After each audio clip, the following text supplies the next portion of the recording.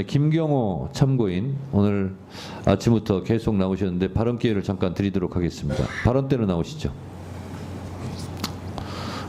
제가 짤막하게 묻겠습니다.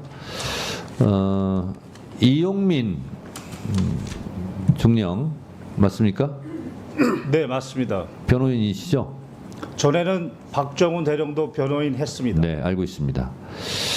이용민 증인의 변호사로서 이용민 증인의 지금 심리 상태가 좀 안 좋은 것 같고 본인도 아까 치료를 받고 있다고 하는데 지금의 상황이 어떻습니까?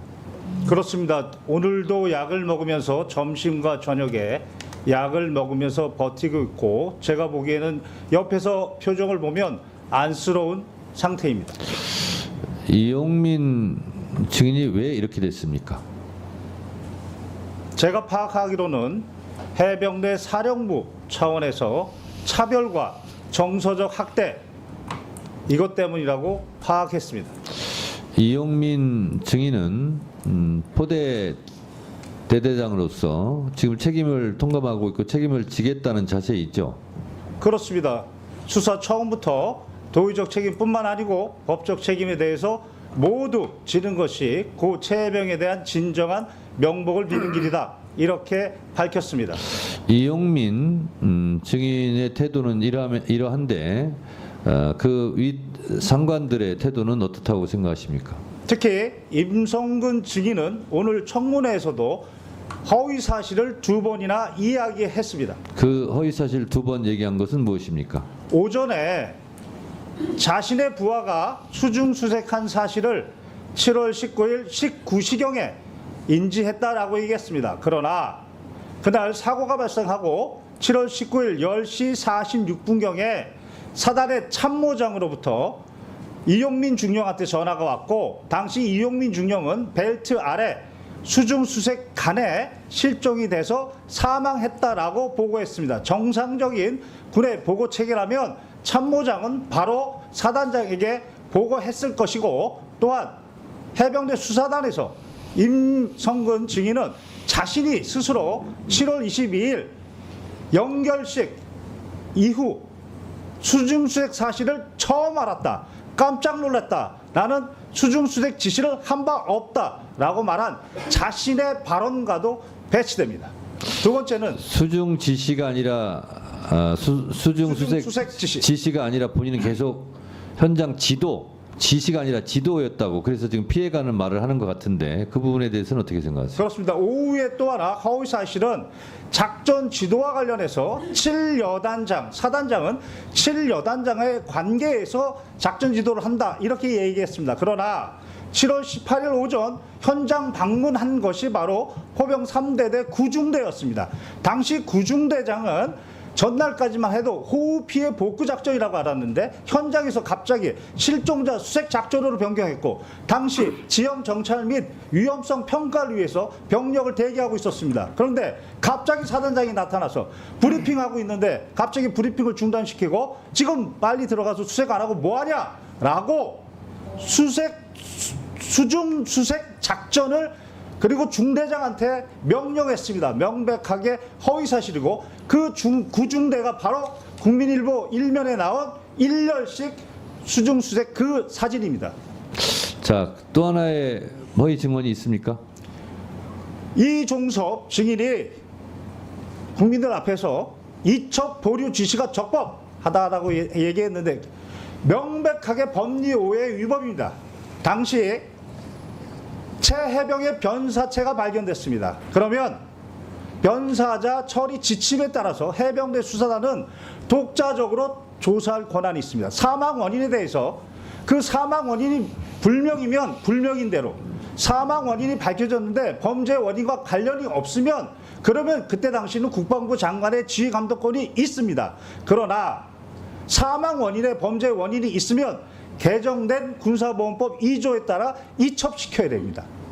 국방부 장관은 이때는 지휘감독권이 없습니다. 그게 개정된 군사보험법 2조의 취지입니다. 그리고 이것에 따라서 법원이 재판 관할권을 가지고 있는 군인 등의 범죄에 대한 수사 절차에 관한 규정 7조 1항에 따라 지체 없이 바로 이첩 시기를 지체 없이 경복궁에 보내게 되어 있는 것입니다. 따라서 당시 박대령은 개정된 군사법법 2조와 그리고 대통령의 명령에 따라 지체 없이 이첩하려고 한 것입니다. 여기에 국방부 장관이 법령상 권한 없이 이첩을 보류하라는 의무 없는 일을 시킨 것입니다. 그 자체가 직권남용이고 여기에 더해서 이첩의 내용에 대해서 뭘 빼라, 특정인을 빼라, 내용에 대해서도 직권남용한 겁니다. 네.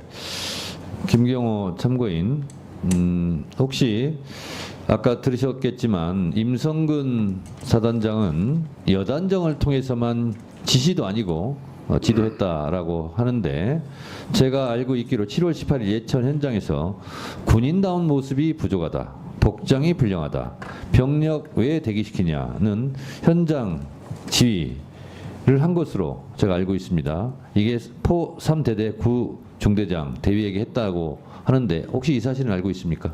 그렇습니다. 저는 바로 군 검사가 사본을 만들어 놔야 됩니다. 라고 했던 사본을 다 봤습니다. 다 봤습니까? 다 봤습니다. 그러면 임성근 사단장이 여단장에게만 지도했다라는 말은 허위입니까? 허위입니다. 관련 카톡에 당시 실종자 수색 작전의 의사 체계를 카톡으로 했고 당시 포병 여단 대대 그리고 말단 간부들까지 사단장 지시, 사단장 강조 사항으로 모두 전파가 됐습니다. 그러니까 김경호 참고인은 임성근 사단장이 현장 지도했다는 말은 회피성 발언이고 직접 실제로 지시 행위를 다 했다 이렇게 보고 있는 거죠. 구체적으로 말씀드리겠습니다. 구체적으로 말씀해 보세요.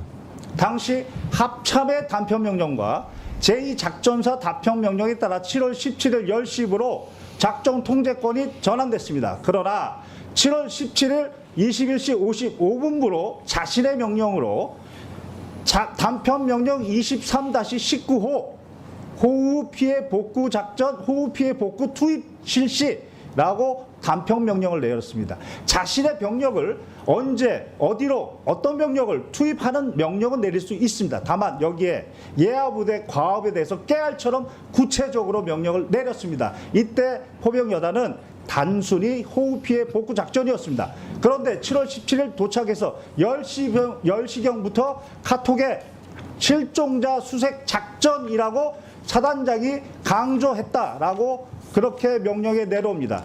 이때부터 실종자 수색 작전으로 변경했으면 그에 맞는 안전 도구를 갖춰야 되는데 그런 말은 없었습니다. 그리고 나서 아침에 7월 18일 날 포병 3대대 구중대장 가서 안정성 평가 생략하고 신속 투입 작전을 명령했고 오후에는 실종자 수색 작전이 불가한 그런 상황, 육군도 철수했는데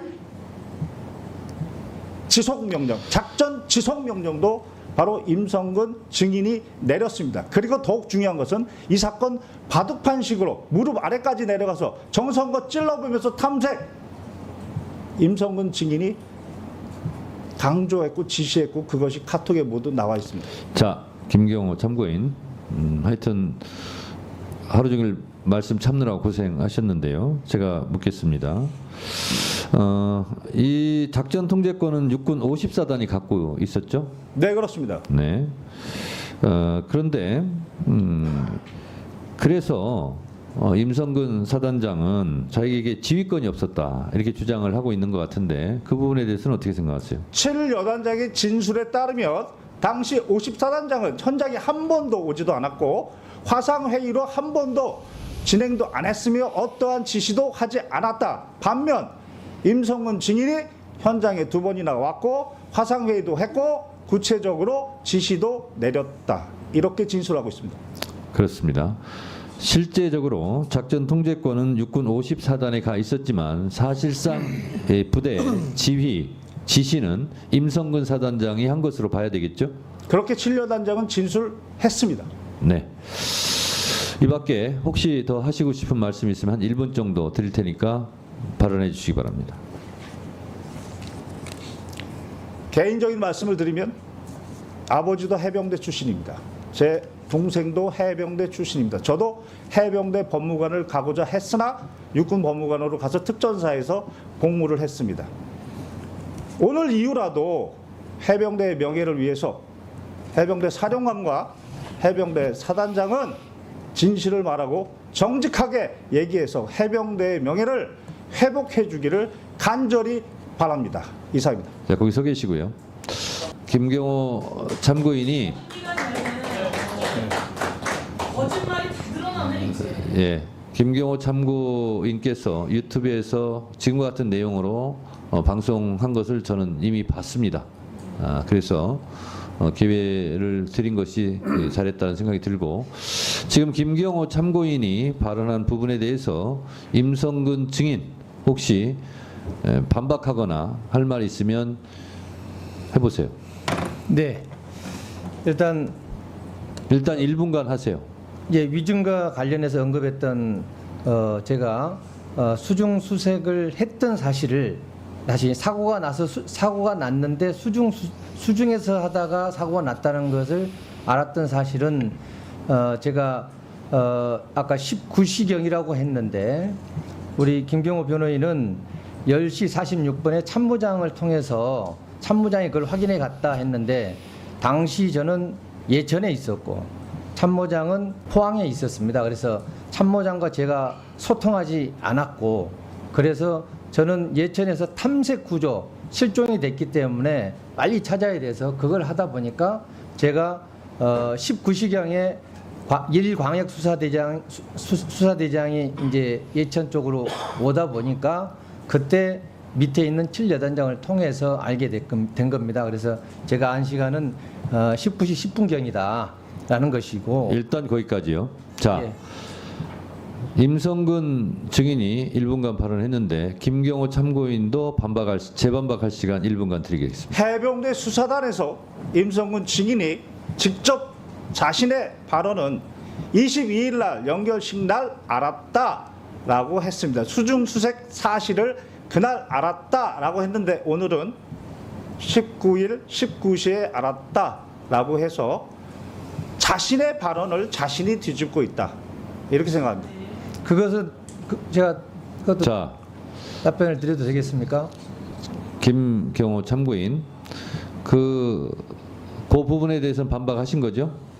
저는 제가 본 진술 내용 그대로 네, 말씀드립니다. 그렇습니다. 자, 임성근 증인께 다시 기회 드리겠습니다. 이것 말고 지금 김경호 참고인이 쭉 말한 부분에 대해서 혹시 반박할 내용이 있으면 1분간 반박할 시간 드리겠습니다. 방금 전에 김경호 참고인이 얘기했던 그것은 아까 사진을 본 것에 대한 답변이었습니다. 제가 피의자 진술 조서에. 그래서 그 사진은 연결식이 끝나고 언론에서 이슈가 돼서 그때 제가 보았다라고 그 사진을 본 시간이 연결식 이후에 본 시간이다라는 점입니다. 그래서 사실을 잘못 판단했다, 사실 오인이다 말씀드리고 싶고요. 그다음 9중대에 가서 제가 했던 부분은 말 그대로 신속 투입 명령이 아니고 그 인원들이 아직 작전을 개시하지 않은 상태였고 원래 8시에 과업을 시작해야 되는데 9시 반에 좀 늦게 오다 보니까 작전을 조기에 해라는 취지에서 제가 얘기를 했는데 마침 그때 여러 가지가 정리 안 된 모습을 보고 바로 제가 옆에 있는 여단장한테 요거 시작하기 전에 안전교육하고 그다음에 재반 사항을 교육시킨 다음에 이 중대가 할 수 네. 있도록 해라라고 됐습니다. 조치를 해줬습니다. 자, 1분간 발언 기회 드렸으니까 김경호 참고인 또 1분간 반박해 주세요. 이 사건 국민일보 일면 사진의 일렬식 수중수색 그 사진은 바로 수중수색 사실에 대한 인지가 핵심입니다. 오늘 오전에 어느 국회의원님이 그 사진을 올려주시고 물어봤을 때에는 수중수색 사실을 7월 19일 19시에 알았다. 이렇게 발언했습니다. 그런데 수사단에서의 발언은 바로 그 국민일보 사진을 22일 날 받고 수중수색 사실도 그날 알았다라고 하면서 자신은 어떠한 수중수색 지시도 한 바 없다까지 얘기했습니다. 따라서 여기서 핵심은 수중수색 사실의 인지이고 그것에 대해서 오전에 분명히 7월 19일 19시라고 얘기했는데 그것은 자신의 발언과 기존의 발언과 배치된다. 자, 이 부분에 대해서 임성근 증인 1분간 또 발언하시죠. 네. 제가 정확히 제가 진술하고 진술서에도 제출한 것은 수중수색이었다는 것을 알게 된 것은 사고가 나서 7월 19일 19시 10분경에 사고가 난 다음에 알게 된 것이고, 그다음에 그 사진에 대해서 사진을 언제 인지했느냐, 원래 사진이 19일 아침에 카톡으로 왔는데 언제 내가 인지를 했느냐, 그것은 연결식이 끝나고 나서 제가 언론에서 이슈돼서 그게 그 문제가 된다 하고 제 카톡에도 있다는 얘기를 누군가로부터 들어서 그때 제가 알게 됐다. 그걸 좀 설명하는 자, 겁니다. 임성근 증인. 네. 본인이 계속 지시는 하지 않았다. 현장 지도만 했다. 이렇게 입장을 고수하시는 거죠? 네, 그렇습니다. 자, 이 부분에 대해서 김경호 증인 1분간 반박해 주세요. 현장 지도를 했지 지시는 하지 않았다 하는 부분에 대해서. 먼저 현장에 도착하자마자 갑자기 실종자 수색 작전으로 변경 명령을 내린 게 임성근 증인입니다. 그게 카톡에 나와 있습니다. 그리고 구중대에서는 신속 투입 명령, 안전성 평가 생략하고 그 명령도 그 구중대장의 진술에 나와 있고, 또한 오후에는 작전 자체가 불가능한데 작전 지속 명령을 내렸다라고 녹취에도 나옵니다. 그리고 이 사건 가장 위험했던 바둑판식으로 수색 작전 명령도 카톡에 분명히 나옵니다. 객관적 증거는 차고 넘칩니다. 자, 임성근 증인, 바둑판식으로 찔러라 하는 작전 지시를 했다라고 지금 김경호 참고인께서 말씀하시는 거죠? 그렇습니다. 네, 이 부분에 대해서 반박해 주세요. 네. 바둑판식 수색이 나온 것은 아까 위원장님께서 카톡으로 지시했다는 그 사단장 지시사항입니다. 그 사단장 지시사항은 일단 그 사단장은 누구죠? 접니다. 지시했네요, 그러면. 저의 지시사항으로 있는데 그게 포병 부대만 있는 사단장 지시사항입니다. 다른 데는 그게 없는 사단장 지시사항입니다. 즉 제가 지시하라고 해야 사단장 지시사항이 되는데 그 부대만 있다는 겁니다. 그다음 그 안에 들어있는 내용 자체도 제가 여단장을 통해서 언급하고 지시하고 또 강조한 것은 바둑판식 수색이었는데 나머지 찔러가면서 해라 이런 내용들이 들어가 있는데 그것은 이미 여단장이 아침부터 집안이 약해서 찔러가면서 이렇게 안전성 차원에서 해라 하는 그런 것까지 포함해서 되어 있기 때문에 제가 한 것은 바둑판식 수색 하나다라는 말씀이고, 바둑판식 수색은 지금 1열 종대, 2열 종대, 횡대 이런 어떤 수색 대형이 아닙니다. 바둑판식은 바둑판식으로 바둑판처럼 구역화해서 이걸 딱 쪼개가지고 어느 네. 지역이 알겠어요. 중요하면은 그걸 취지를 중점적으로 알겠습니다. 하라. 취지를 그런 알겠습니다. 것이지 자. 구역화 세분합니다. 됐습니다. 아니, 자, 대형이 아닙니다. 예. 대형이 자. 아니고, 예. 바둑판식 다른 분들은 좀 자제해 주시고요. 자, 김경호 참고인 이 부분에 대해서 반박해 주세요. 바둑판식이 왜 수중 수색 지시였느냐? 카톡에 이런 대목이 나옵니다. 탐색 및 수색 다시 실시입니다. 그리고 나서 바둑판식 지시가 나옵니다. 그렇다면 다시 이전에 그 전에 어떤 모습이 있었느냐? 그게 바로 구중대에서 안전성 평가 생략하고 신속 투입시켜서 국민일보 일면에 나와 있는 허벅지까지 수중수색 1열식이었습니다. 그것을 보고 나서 포병은 비효율적이다. 1열식이 비효율적이라는 겁니다. 그리고 바둑판식으로 무릎 아래까지 내려가서 찔러보면서 해라 라고 했던 것입니다. 따라서 포병 모든 대원들은 오전에 구중대장이 그렇게 엄청나게 질책을 받고 화가 났다. 그게 1년씩이었다. 수중수색에서 그게 비효율적이었다. 이미 다 전파되어 있는 상황이었습니다. 따라서 수중수색을 바둑판 식으로 하라는 얘기는 격자 모양으로 하라는 거구나. 실제 그렇게 하다가 고채해병이 가장 네. 위험한 곳에 있었습니다. 자, 김경호 참고인 마지막으로 묻겠습니다. 좀 잠깐 가만히 계세요. 박정훈 수사단장이 이런 사실을 다 조사를 했고 수사를 했고 그래서 임성근 사단장의 과실이 인정되었고 혐의로 인정되었고 그래서 이첩을 하고 이것은 분명히 수사를 통해서 책임을 묻게 해야 된다라는 취지로 했는데 이것이 이첩불이 되고 지금 대통령 경로설 이후로 엉망진창이 됐습니다. 자, 김경호 참고인께서도 이 사건에 대해서 소상히 알고 있는 만큼 임성근 사단장이 실제로 지시한 수중수색을 지시를 했고 그 결과 최 해병의 사망 사건이 이루어지게 됐다라고 본인도 생각하고 있습니까?